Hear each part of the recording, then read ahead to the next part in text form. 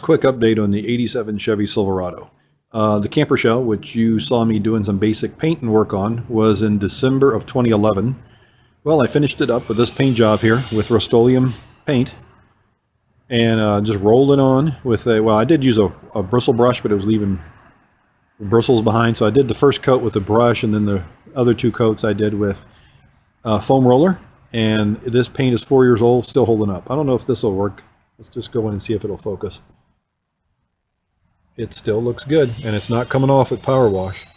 The other thing I did go to the RV store, and I got the rubber seals for these end caps.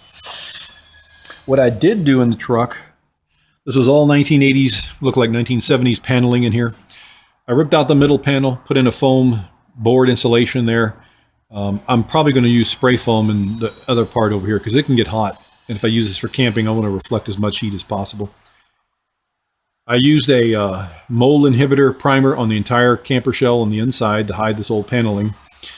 I had to use a rust inhibitor paint on this metal here. It's a Rust-Oleum 1 quart or half quart can or half pint, something like that. This stuff worked real good. You sand down the rust. You don't have to take it all the way down. You just sand it down to knock the loose rust off of the frame. You paint this stuff on, and it just bonds to that metal and prevents rust, stops rust dead in its tracks. Great stuff. I painted all inside with the white mold inhibiting primer, and then I came back into the white paint on the inside. Not totally white, it's a little off-white.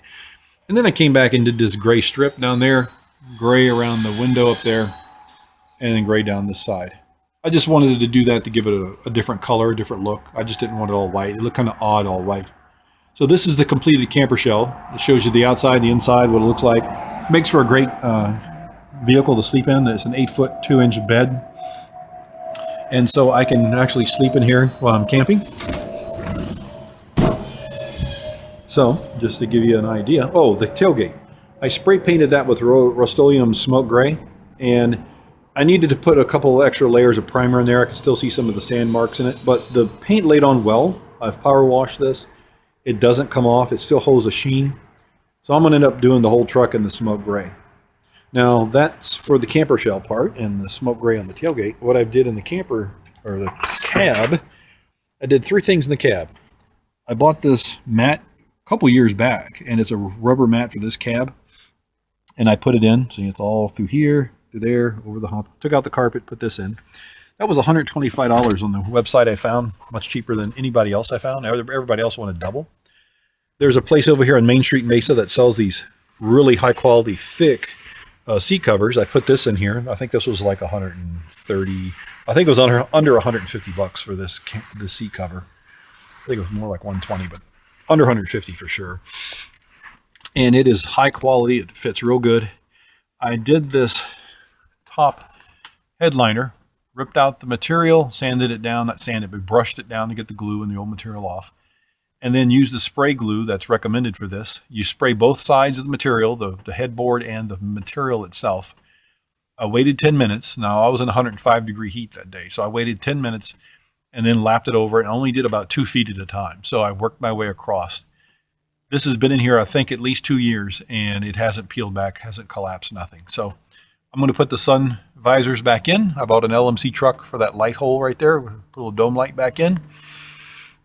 The next thing I'm going to do is get all the fasteners for these door panels so they fit to the door. They kind of rattle right now, so it's the snaps that hold it to the door. These windows leak, not from the rubber seal, but the windows leak. And they don't leak at the door because I went to LMC truck and replaced these completely. Tore out the old ones, had to take these inside panels off. Had to take the kick panel off here. And then these rubber seals fit into a groove all the way around the truck. And then you just put the panels back in. It worked real good. So that's what I've done to the 87 Silverado since I've had it. Granted, this was over, 1 and 2 years ago, but I just didn't record it at the time. My fault. Sorry, guys, but it's going to go up on YouTube here shortly. All right, guys. Hope you enjoy the update.